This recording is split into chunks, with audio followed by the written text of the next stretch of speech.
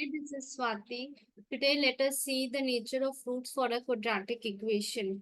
Case 1. If the discriminant is greater than 0, the roots are real and unequal. You have two different roots. Case 2. If the discriminant is equal to 0, we have roots as real and equal. The two roots are equal to each other. If the discriminant is less than 0, no real roots exist. The roots are imaginary.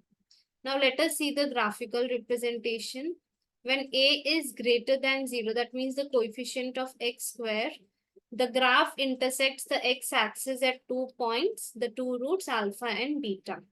When a is less than 0, the graph is an inverted U, but it touches the axis at 2 points. Now coming to case 2, when a is greater than 0, the graph intersects the axis at just 1 point because the roots are equal. Both alpha and beta are equal to each other. When a is less than 0, it is just an inverted U with touching at just 1 point. Both alpha and beta are equal to each other. In the case 3, the graph does not touch the axis at all. There are no real roots. When a is less than 0, it is just an inverted U with not touching the x-axis. Thank you.